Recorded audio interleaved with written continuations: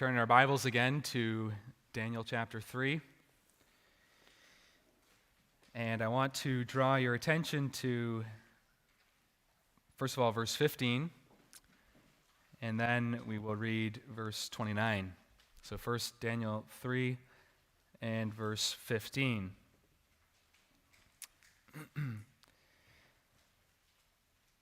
Starting about halfway through the verse. But if you do not worship, you shall be cast immediately into the midst of a burning fiery furnace. And who is the God who will deliver you from my hands? And then verse 29.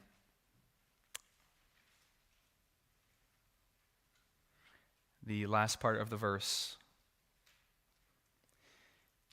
There is no other God who can deliver like this. As we look at this chapter, know that it is about Daniel's three friends, but it is mostly about God. And Nebuchadnezzar is here answering his own question. Who is a God who will deliver you from my hands? There is no other God who can deliver like this. Our sermon is titled A Trial by Fire. Now, that phrase, trial by fire, it's a phrase that speaks of about a time of testing in a person's life. A time of testing whereby things are exposed. They're passed through the fire, and their determination maybe is exposed, or their faithfulness, their commitment. Maybe a new intern is hired at work, and it's a crazy season at work, and they go through a trial by fire because it's not normally this kind of conditions to be working in, but his faithfulness, his willingness to work is being tested. He's being tried. And so trial by fire, it's this ability to perform well under pressure. It's this situation of either sink or swim. Everything's on the line. You're in the midst of a fire, and you're being tested. Sometimes this happens in the Christian life. Sometimes this isn't the ordinary way in which we go through life, but there are times when in the Christian life there are these trials of intense fire, and we are being tested. Will we sink or will we swim? And of course, that by God's grace. Well, that's what we're seeing here in this story. The story of Daniel's three friends, and they are going through such a trial by fire, an experience like none other in their lives. First, we will see the spiritual threat. Second, the seething authorities. Third, the settled faith. And finally, the saving God. Trial by fire, and first of all, the spiritual threat. And this threat, it raises its ugly head right away in verse 1. The problems emerge right in the beginning of the story. We find this spiritual threat when Nebuchadnezzar, the king, made an image of gold whose height was 60 cubits and its width 6 cubits. So this is a huge statue of gold. Cubit is 1.5 feet, so this is about 90 feet high and 9 feet wide. It's this huge statue of gold, and he sets it up in the plain of Dura. So he picks this flattest place in the region to set up this massive idol, this massive statue of gold. And his point is obvious. He wants it to be impressive. He wants it to be when you start to walk onto this plain, the only thing you see is this massive idol that Nebuchadnezzar has built up. And so it's an image that can be seen for miles. And we remember how last time we concluded with, in chapter 2, Nebuchadnezzar's confession, this promising sounding confession. He had received that vision, that dream, about this image with a golden head, and he was that head. And there was this confession that sounded so promising. And yet here we begin chapter 3, and we find that while he was blessing the God of heaven with his lips, his heart was still far from him. And so there is this idolatry that's rooted deep in Nebuchadnezzar's heart. And then in verse 2, he commands all the high officials to come and share in his idolatry. Here we find sin-seeking company. And isn't this how it often works? We're not content to just sin by ourselves. We need others to come and be involved in this as well. And so he calls all the officials to the plain, and he gives them this basic, clear instruction. Verse 4, "To you it's commanded, O peoples, nations, and languages, that at the time you hear the sound of the horn, flute, harp, lyre, and psaltery, in symphony with all kinds of music, you shall fall down and worship the gold image that King Nebuchadnezzar has set up." And so it's obvious. The call, the command is clear.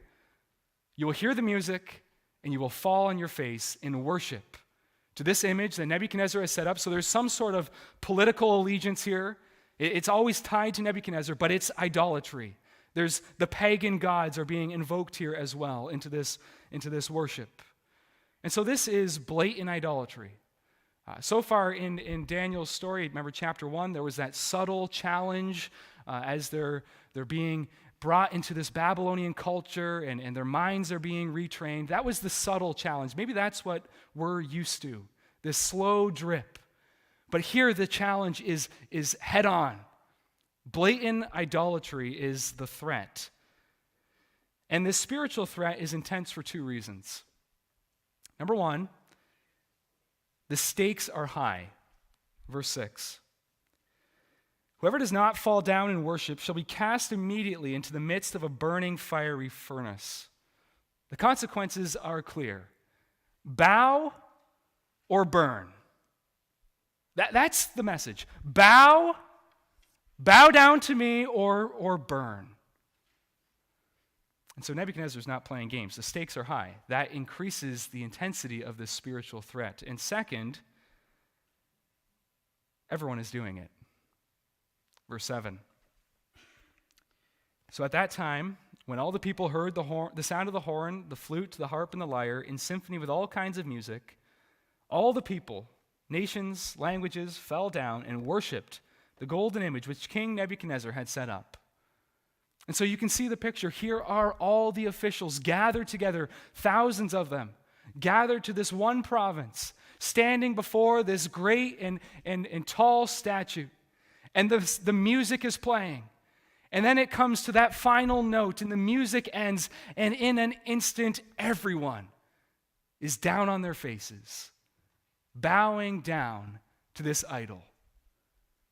What a scene. Everyone is doing this. And so there's the power of the masses. You almost get tugged along with them as they all bow in sync. You're almost thrown to the ground as well. Everyone is doing this together, and so there's this pressure to do the same. Just hear the music, hear it end, and bow down. That's all we're asking. Just go along with the crowd. And everyone does. They all follow suit. And so what we're seeing here is actually a frightening scene. It's the opposite of heaven. Do you notice that? This is the opposite of heaven. Here we have peoples, languages, tribes. This is the language that Revelation uses to describe the scene of heaven. Peoples, languages, tribes gathered together around the throne of God, around the throne of the Lamb, casting their crowns, bowing down, and yet here it's the exact opposite. The peoples are gathered around this idol. And so like we said this morning, let's not be fooled. There is a worship war going on, Satan versus God. And this is happening in all of our lives and at all times in this world. Well, everyone does this. Everyone goes along except for three men. And these three men are the three Jewish officials, Shadrach, Meshach, and Abednego. Now, we're not told where Daniel is at this time. We don't know. Maybe he was elsewhere in a different province doing other political business. We don't know. We're not told. But no doubt he would have stood with these men if he was there. But so we find these three men, and they find themselves standing in the face of all this peer pressure. And this then leads us to our second point, the seething authorities. That was the spiritual threat. Now, the seething authorities. And it's clear that the world is at war with God and his people. That's what we find here. Now, this isn't always clear in our lives. There are times, often in peaceful times, where we can rub shoulders with the world, and there seems to be no war. It's peaceful. There's no conflict. But under the surface, there is this great conflict between the seed of the woman, God's people, and the seed of the serpent. And this runs right throughout history, and it's always ready to surface in a moment of crisis. And so here, this conflict explodes like a stick of dynamite. Here we see the seething Chaldeans. They see these Jews, these men who are not willing to pay allegiance to Nebuchadnezzar and the false gods. And in verse 8 it says, at that time certain Chaldeans, those are Babylonian rulers, they came forward and accused the Jews. And it's interesting, that word accused in the original, it literally is ate their pieces. They're chewing on them, metaphorically. They're so enraged that they're furious. They're bringing these accusations out of hatred. They're seething with rage. How dare they defy our God and our King? And then they come to the king in verse 9 through 11, and they tell the king, King, your orders were clear. It was bow or burn. There wasn't something lost in translation. It's not that these men didn't understand you. It wasn't complicated. It was simple. It was clear. And yet, verse 12, there are these certain Jews whom you have set over the affairs of the province of Babylon, Shadrach, Meshach, and Abednego. These men, O king, have not paid due regard to you. They have not paid due regard to you. They don't respect you. They don't listen to your word. They don't follow your demands. They do not serve your gods or worship the gold image which you have set up. These men, king, they're committing blatant disrespect. This is outright disobedience. They haven't paid you due regard. And so this is the opposition that these three faithful friends find. The world is at war with them. They see the clear testimony. They see that there's something different about these men, and they don't like it. They want uniformity. They want everyone. We can't even have three that are outside. We want everyone to bow. So having received that report from the Chaldeans, in verse 13 we see the seething king. There were the seething Chaldeans, now the seething king. Then Nebuchadnezzar, in rage and fury, gave the command to bring Shadrach, Meshach, and Abednego. And so here is the king. He's responding in rage. He's raising his voice. His face is turning red. He's spitting nails, as it were. He's furious. He's full of anger. And verse 14, is it true, Shadrach, Meshach, and Abednego, that you do not serve my gods or worship the golden image which I have set up? Is it true? Is this really the case? Are you really this foolish? Do you really stand to defy me? Is it true that you would do something like this? Verse 15, I'm going to give you one more chance. I'm going to be gracious. I'm going to give you one more chance. We're going to play the music again, and you will bow. And if you don't bow, you will be tossed into that fiery furnace. And so here's the king. He feels disrespected. His authority is being undermined, and it leaves him in this fit of rage. He can't handle that his authority is being threatened in this way. And this is Nebuchadnezzar's problem. He is overreaching. Yes, God has made him king. He learned that last chapter, chapter 2. God has set you up as king, Nebuchadnezzar. So God has given him authority. He has been made king, but he's overreaching. He's wanting more. He's wanting more power, more authority, more allegiance. He's demanding more. He's reaching out onto God's territory. And since he's not getting what he's asking for, he's furious. He's enraged. He's frustrated. And governments do this throughout history. We see this repeated throughout history, and they do this today. God has established the world with different spheres of authority. Our governors have authority from God. We saw that last time as well, Romans 13. Their authority is from God. We need to affirm that. They have God-given authority. But the problem comes when they try to steal from God's authority, when they reach beyond their sphere into God's sphere, and they try to expand. And this is happening around us. This is North Korea. This is China. This is even infiltrating our way. We're not content. The human heart is not content with the position God has given us. We're not content. We want more power. This is true in our own lives. Maybe in your home you see this power struggle, even between young children. We want to expand our kingdom. We want more toys. We want their toys. I want things to go my way. And so this is true for all of us. We are like Nebuchadnezzar by nature. We love power. We love authority. We love prestige. There is this power struggle in the human heart. And this leads to the king making a very foolish statement in verse 16. He sneers proudly, "Who is the God who will deliver you from my hand?" Who's the God who has the authority, the power to save you from my almighty hand? That's his thinking. I'm in control here. Who can save you? And what a blind fool he is. Here he is, and he's challenging heaven. You don't want to do that. You don't want to challenge heaven. You don't want to challenge God. You don't want to go in opposition to God. And yet Nebuchadnezzar is doing that. This is the extent that the human heart will go to. We are desperately wicked, as Jeremiah says. So foolish, so blind. Our pride, it blinds us. It gives us such confidence. Oh, we can defy God. In our seasons of health, we can think all is going our way, and God can't do anything to stop me. This is what we see all around us. And this is true for us as well if God hasn't taken our heart and changed it. But what is man? Man is a drop in God's bucket. And so how does God put up with our pride? How does God put up with us when we act like Nebuchadnezzar? Isn't that amazing that he hasn't sent fire from heaven and consumed us all? How does God put up with us? He is patient.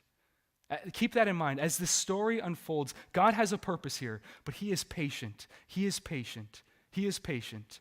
But his judgment does come. It will come if we play with his patience. Let's now move to our third point, the settled faith. Just imagine yourselves in these three men's shoes. They're standing here before the most powerful person in the world, before this king, and he's got a gun to your head, so to speak. And he's giving you the terms. Bow, and you can live. Don't bow, and I'm pulling the trigger. What do you do? What do you do? That's the situation these men are faced with. It's bow or burn. Do you have something that holds on to you in that moment? Now, this is frightening for any Christian to think about. What would I do in that moment? And yet, do you have something? Not talking about yourself. It's not a strength in yourself. But do you have something or someone that holds on to you in that moment? Someone you can look to. Someone you can go to. Or is the solution obvious in your mind? Of course I'm going to bow. I want to live. Is that the answer of your heart? Let's test ourselves. Persecution most likely is coming. How are we going to respond? How are we going to respond? If our hearts are saying, I just want life. I just want this life here and now. I just want to get as much fame. I just want to get my political position. I just want to get wealth, whatever it is. These men could have said that. But God enabled them to have a different response.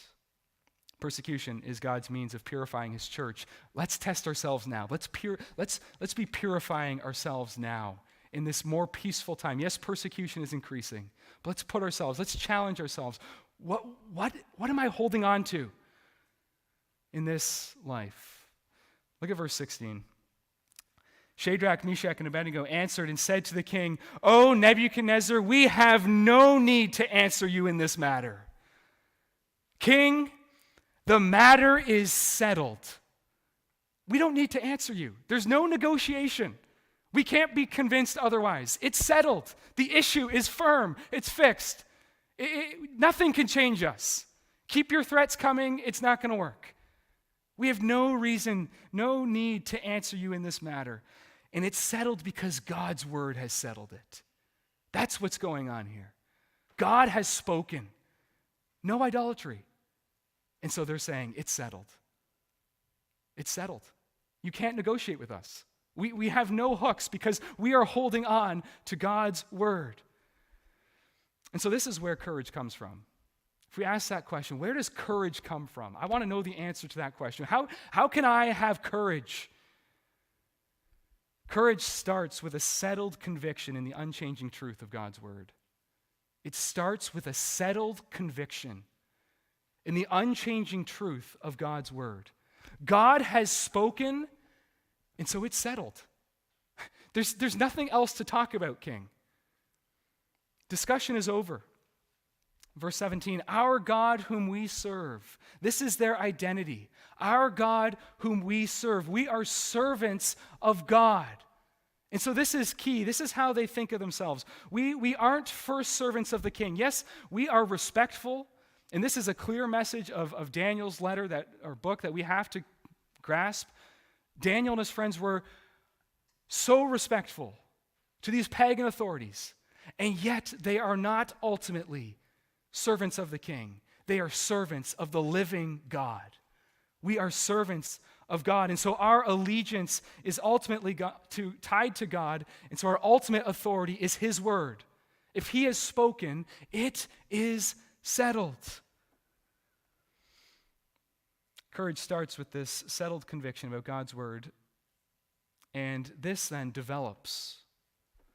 This develops into a determination to take God at his word. This is how courage is built. Starts with that firm and settled conviction in the truthfulness, the unchanging truthfulness of God's word, but it then develops into a determination to take God at his word.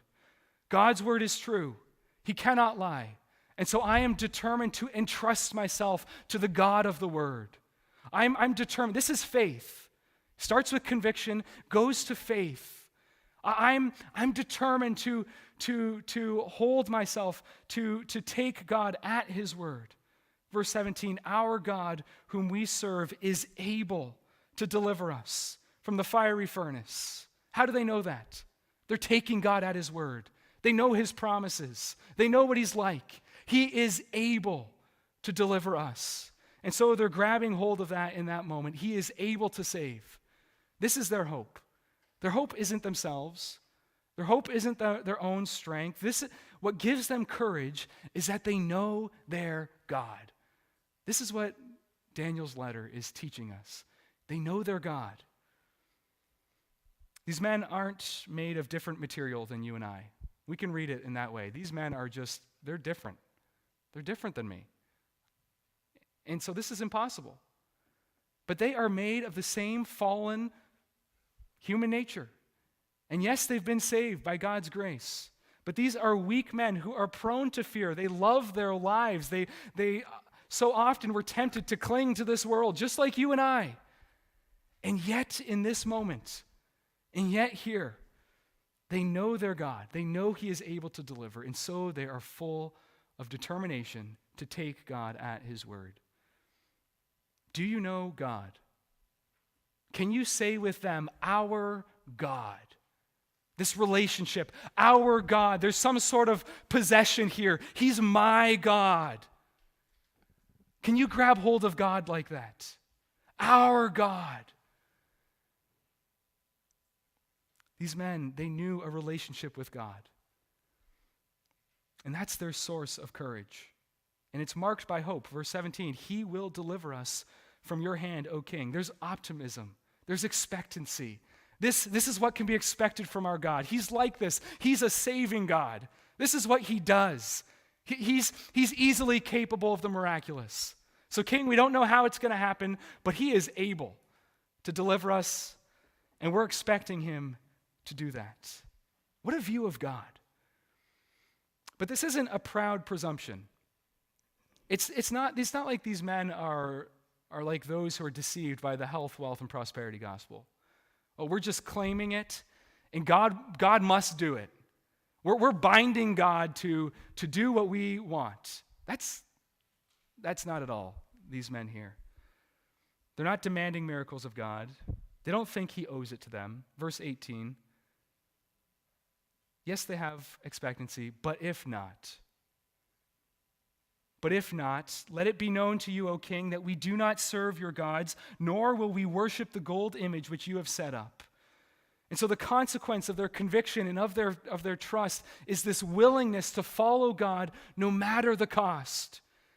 It starts with a conviction in God's word. It goes to a determination to take God at his word, this faith in God, and that then overflows in this willingness to do whatever it takes, no matter the cost, to follow God. But if not, O king, but if not, there's submission here. It's not our way. Lord, your will be done. If not, if it's your will that we go into the flames and we perish, we're going.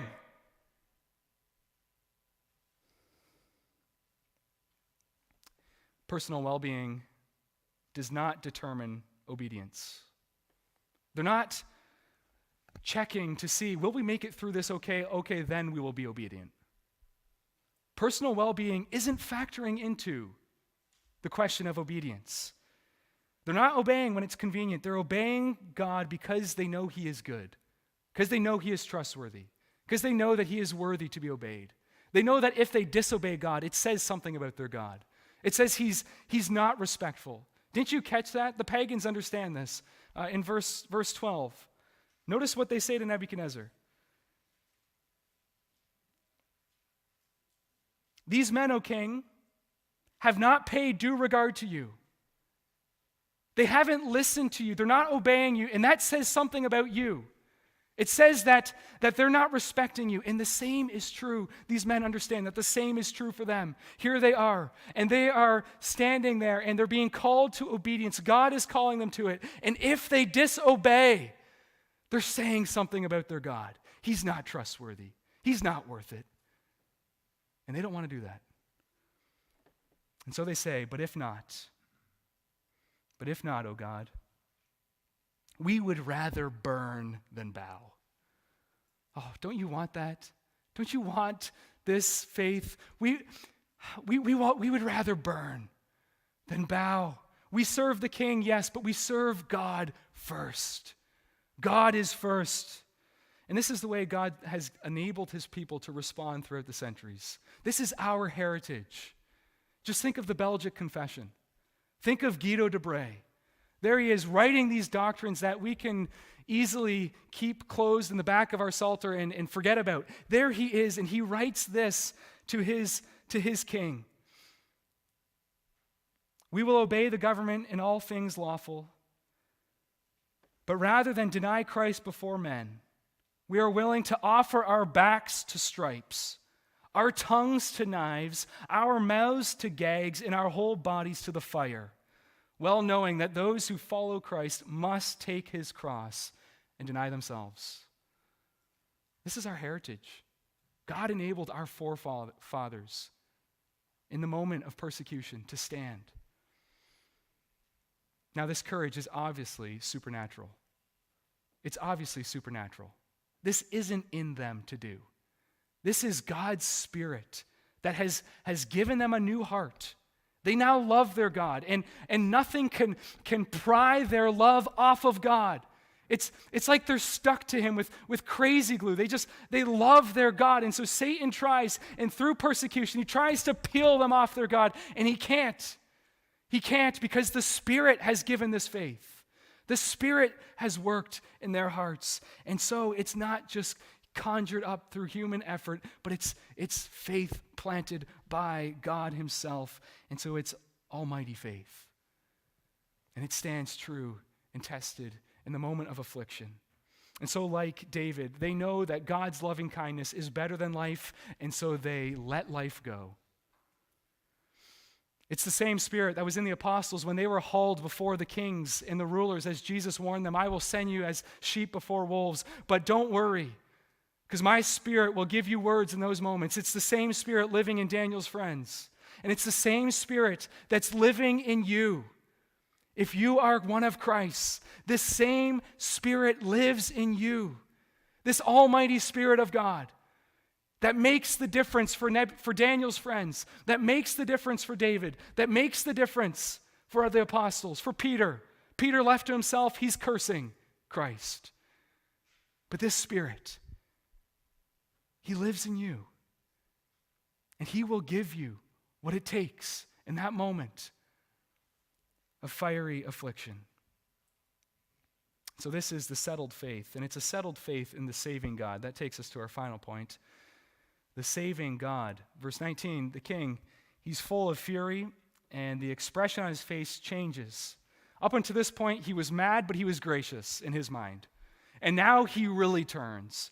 And now he's furious, and in his rage, he turns up the heater, the thermometer on the furnace 7 times. It's just speaking about this. He's going to the next level. He's increased the heat as much as he possibly humanly can. And there's this urgency, you see. He has this rage, and so he doesn't even bother to strip these men of their royal robes, but he takes them in all of their clothes, and he has his men throw them into the fire, wearing all of their clothing that they were wearing. In verse 22, because the flames are so hot, the men that are commissioned to this task of throwing them into the fire are killed in an instant. They're struck down. And this shows us that what happens next is an absolute miracle. Verse 24, the king is astonished. The king is astonished. And that word astonished, it means horrified or shocked or alarmed. He's shaking now. Suddenly he realizes he's not in control. Something else greater than him is happening here. And he says to his men, I thought we threw 3 men in. Look, I see 4 men loose walking in the midst of the fire. And so there's this surprising visitor. The form of the 4th is like the Son of God. And now, while we know that this is the Son of God, Christ, the pre-incarnate Son, the pre-incarnate revelation of Christ, when he says this is like the Son of God, it could be translated like the Son of Gods. And I would go that way, as most translations do. Because Nebuchadnezzar doesn't know the triune God. He doesn't know that there is the Son of God. He doesn't have that faith. But what he's saying is, here is someone whose form is so different, who's clearly not human, who's supernatural, who's beyond this world. There's something special about this 4th person. And he calls him in verse 28, God's angel, his messenger. And this, of course, is the Son of God. It's a Christophany. The pre-incarnate Christ is revealing himself in this moment, in this moment of affliction. And so this is literally a fulfillment of Isaiah 43, verse 1 and 2. Remember what Isaiah told the exiles as they're heading into exile? He says, fear not. And God speaking, for I have redeemed you. I have called you by your name. You are mine. When you walk through the fire, you shall not be burned, nor shall the flames scorch you. And that's happening right here. God is being true to his word. He is with them. Fear not. You shall not be scorched. And so this sight was obviously a miracle, but the substance of what we're seeing here is true for all of God's people. It's true for you and I today. The presence of God in the midst of the fires, that is as real for us as it was for Daniel's friends. And we know that by faith in Christ's promise. Hebrews 13, verse 6, I will never leave you or forsake you. And so what is your affliction that you're going through? Then you can see through the eyes of faith the 4th man walking with you. It's Christ. He's with you. He has promised. Verse 26, the king calls them out of the flames. In verse 27, he checks them over. He sniffs them. They don't smell like fire or smoke. He sees that their hairs aren't singed. Not even a hair can fall from your head apart from the Father's will.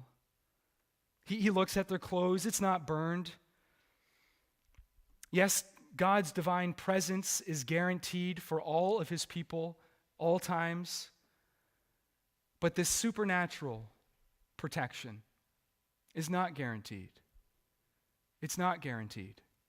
The thousands of martyrs, Guido de Bray and others, they knew something different. They didn't get this special divine protection. But again, the substance is true. The fire had no power. And that is true for anything that threatens us. It has no power over us apart from the will of God. It has no power. Nothing can touch you. No power. It's limp. It's lifeless. No power apart from God's will. So God, his power, it easily overrules the natural order. It easily overrules the flames of fire. It easily overrules the kings in their high places, the tyrants who are persecuting the church. God's hands aren't tied. They have no power. That is true for you and I. We need to know that. That while God doesn't always choose to save us in this special way, yet the same is true. It has no power over us. And so if we are experiencing suffering, we must know that it's only because our good Father in heaven has said, yes, I will let this pass through me to my child. Because I have a purpose in this. That's the only way it has power to touch us. It's because God is, in his good fatherly love, is allowing us to experience whatever we are going through. Romans 8:28, all things work together for the good of those who love God, to those who are called according to God's purposes. We often ask, what is the good? What is the good in this? Well, if you read verse 29, you notice that of Romans 8, we won't look at it now, but you notice the good there is conformity to Christ. But here we see some of the good that God is working through this fiery trial. And first we find that God is glorified through the suffering of his people. Verse 28, what a witness to God's glory. Here Nebuchadnezzar is left to say, blessed be the God of Shadrach, Meshach, and Abednego, who sent his angel and delivered his servants who trusted in him. And they frustrated the king's word and yielded their bodies that they should not serve nor worship any god except their own God. And so God is glorified, and that should give us willingness to go through trials. If I know that he is being glorified in this, then I should have a willingness to suffer persecution even. Thomas Watson, the Puritan, said, the glory of Christ's kingdom is seen in the cheerful sufferings of his people. The glory of Christ's kingdom is seen in the cheerful sufferings of Christ's people. It's because when we are willing to suffer for Christ, then it starts to show us how precious Christ is to us, how much he is worth to us. It tells us how valuable he is, and it tells others how valuable Christ is to us. Do we really believe his loving kindness is better than life? Well, when we go through a trial, it's being tested, and it starts to be seen by others. Here's someone who can suffer willingly, suffer. Yes, there's a struggle often for that contentment, but there is that contentment, and it's showing me that this person, they so value Christ that they are willing to say, Lord, your will be done, so you might be glorified. And so this story, it starts with 3 lone worshipers, but it ends with a decree for the nation to recognize and respect the God of heaven. There is no other God who can deliver like this. This is Nebuchadnezzar. He is forced to say that. He's forced to give God glory. No other God who can save. That's the truth of this passage. God is a saving God. Do you know him as such? Do you know God, the saving God, the one who is mighty to save, the one who is not like any other false notion of God that we may have? He is able to save. He's the only one who can deliver, and he saves his people from their greatest problem, their greatest threat. God's own wrath. He's saved his people from that through his Son, Jesus Christ. And so can he not save his people from anything else, anything less than that? And Romans 8:32 tells us, yes, if God is willing to give us his own Son, what good thing will he withhold from those who love him? God is glorified, that's one good. And we, God's people in this passage, their own good is enhanced. Notice verse 30. Then the king promoted them in the province of Babylon. God is a good father who takes care of his people, either in this life or the next. It doesn't always happen in this life, but often it does. Here it does. They're promoted. But if we aren't promoted in this life, if we only suffer loss in this life, know that the next life, God is faithful. He's a good father. He rewards his people richly. And so Jesus says, store up treasures in heaven. That's the real deal. Heaven. Set your mind on that life. And so we have this confidence. No matter what comes our way, our good is promoted. God is glorified. And our best good, our ultimate good, is being promoted. Well, as we conclude this dramatic story, settle it in your mind. Is this story fact or fiction? That was a question we asked a few weeks ago about the book of Daniel. Is this fact or is this fiction? So settle it in your mind. Is this fact? Or is this fiction? Are we just reading fairy tales? And are we just going to leave here and this doesn't have any bearing on my life? Because it's only myths. It's fact. It is true. It is God's truth. And so because it's truth, why would we not trust ourselves to this God? Why would we not give our lives in the service of this God? Why would we not seek to have blamelessness in our workplaces, living with integrity, and maybe that goes on okay for 20 years, but then that one day when we are called to suffer, why would we not go through the fire saying, my God will deliver me, but if not, I'm surrendering to him. This doesn't begin in days of persecution. It begins in the days of peace. If we aren't willing to trust and obey God in days of peace, we won't be willing to trust and obey God in days of persecution. And so may God, by his Spirit, give us the strength to count the cost. Oh, that we would count the cost of Christ, this pearl of great price. May we know him and see his worth and then see, yes, it is worth it. I'm taking up my cross, that death instrument. I'm denying myself and I am following him. There is no other God who can save like my God, and so he is worth following. Amen.